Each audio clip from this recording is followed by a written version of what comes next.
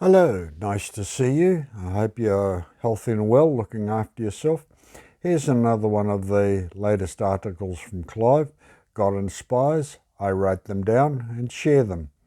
And this one's based on a story that comes from a little while back. But there's a wonderful spiritual element, so I guess you can call it a modern parable. So here it is. He died for me. This is inspired from a story told, and I think it was from South America somewhere, and it goes somewhat like this.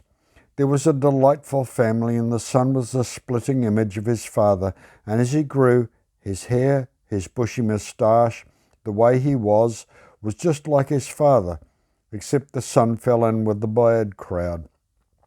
Crime, violence was his passion, and he was really good at it.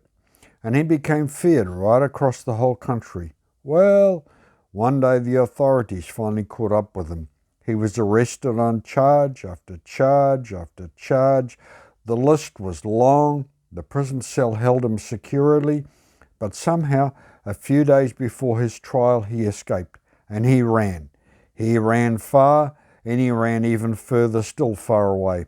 He ended up in some remote village, but that made him fearful, so he secreted himself in the forest, coming out only at night to forage for the little to eat, then back into his hiding place. The country was in an uproar. Everybody was searching for him. Police, military, public, everybody was searching, but of no avail. And then he was spotted and arrested once more. But as he was such a high-profile criminal, it was decided to dust off the ancient legislation and execute him in the public square, behead him with as many witnesses as possible so that all could be assured that the problem was never ever going to come back. The cause would be no more. The final day dawned. The prisoner was shackled and led to the raised platform in the middle of the town square. The square was packed, and just before the axe fell, the prisoner looked up into the lens of the newspaper photographer, and that was the end. The newspaper printed a special copy, front page, large rendering of this final photograph, and as the newspaper was circulating, cheering, adulation, celebration broke out in all the towns and villages across the land. Our fugitive, having changed his appearance, grew a full beard, hair differently, crept from his hideaway, and had hardly got into the clearing when a jubilant local pressed a newspaper into his face, yelling, "He's gone! He's gone! Never more to be! We are finally safe!" He turned the newspaper over and stared into his own face. Well, his old one. Horrified, he turned away, but had to look again. He flinched. He rubbed his face, checked that his neck was still attached to his head, looking again. Yes, that was his face. But then again, something was not quite right. He looked again, and his eyes stared back at him from the page. No, he was here. But who? Then he looked again, much more closely now. There were slight wrinkles around his eyes. No, he didn't have wrinkles, but then the dam broke. "Daddy!" And there he was. He'd dyed his moustache and hair. He'd hung around the wrong place at the right time and had paid the penalty for the son's indiscretion. The son was free. No one was ever looking for him ever again. His past was gone, paid in full.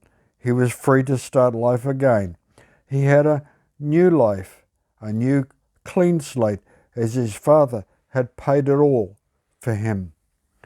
One's mind wanders to another story that transpired in Jerusalem some 2,000 years ago, where a career criminal and two of his associates were arrested, tried, condemned to death. The most brutal and humiliating death available was the Roman crucifixion. Barabbas was his name, and historians believe his name was actually Jesus. Jesus Barabbas. So Jesus was condemned, and on the morning of his execution, the religious leaders decided to swap out Jesus for Jesus. The paperwork was made out for Jesus, so they just wanted to swap out Jesus for Jesus Barabbas. Then Jesus, the son of Mary and Joseph, could no longer point out their sins and crimes and corruption by silencing the voice that condemned them. Luke 23:15-25. No, nor yet Herod, for I sent him to him, and lo, nothing worthy of death is found in him. I will therefore chastise him and release him, for of necessity he must release one of them at the feast. And they cried out all at once, saying, Away with this man! Release us Barabbas! Who for a certain sedition made in the city and for murder was cast into prison. Pilate, therefore, willing to release Jesus, spake again to them, but they cried, saying, Crucify him! Crucify him! And he said unto them the third time, Why? What evil hath he done? I have found no cause of death in him. I will therefore chastise him and let him go. And they were instantly with loud voices requiring that he might be crucified. The voices of them and of the chief priests prevailed, and Pilate gave sentence that it should be as they required. He released unto them for a sedition and for murder was cast into prison, whom they had desired, but they delivered Jesus to their will. So here the righteous died for the ungodly. Jesus carried the cross of Jesus Barabbas. He died and paid the penalty for his sin and crime. Sins and crimes he had no part in committing. But then that middle cross also has my name written upon it. It even has your name written upon it. We are guilty as charged. We deserve this and probably way much more.